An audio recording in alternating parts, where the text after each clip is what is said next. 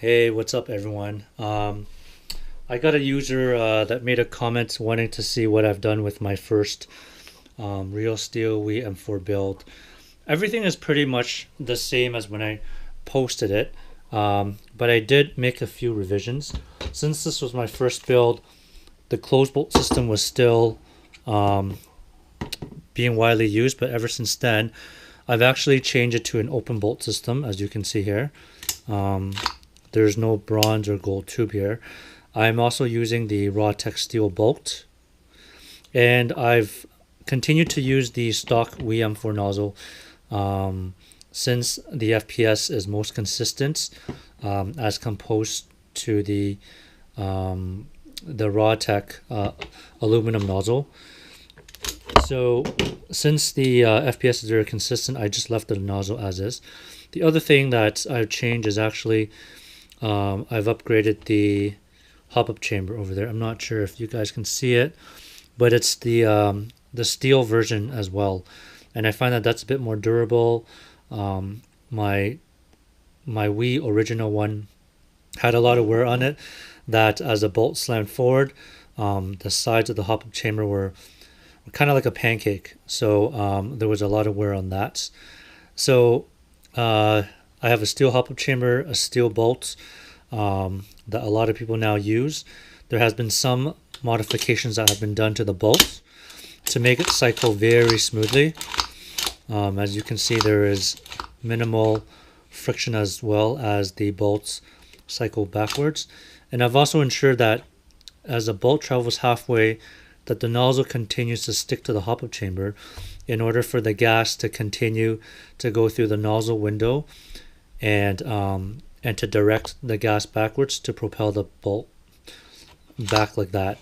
If the nozzle does not stick, then a lot of the gas would be wasted because it would not be going to the nozzle window, and it would not be as efficient. So there were two internal revisions I've done.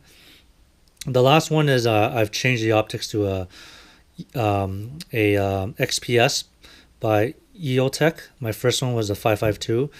I've changed it to the XPS. I think it looks better given the SBR length of my rifle.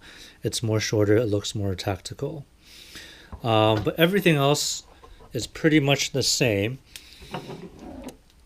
So I can kind of show you how it looks from front to end. I continue to have my Streamlight torch. I have a Surefire silencer, a gear grip over here, and also a Troy vertical grip and also rail panel.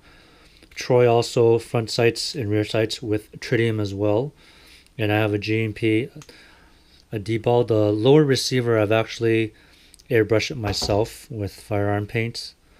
And again, on the back I have a Magpul MOE grip and a CTR stock with the enhanced butt pad. And the upper receiver is by Vialtor. It's also a real steel upper receiver. I believe it's the MER 1. And the fire selector here is the Badass one. And the magazine catch is the ambidextrous catch by Norgan, if I believe it is. So here's a test fire of my gun.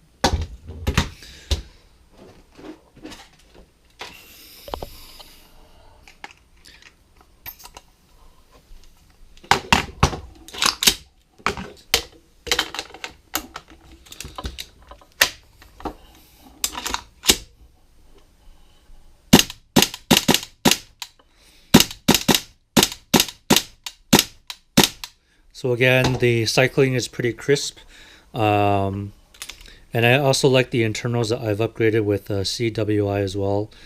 Too bad it's not in production, but the steel internals were by far the best I have ever used, and it's much better than the Rotec. So here's the gun on full auto.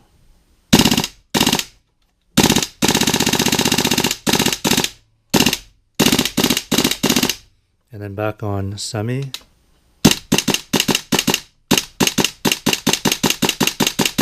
And then on safe. All right, so this is pretty much my first WM4 real steel build that I've done a few years ago.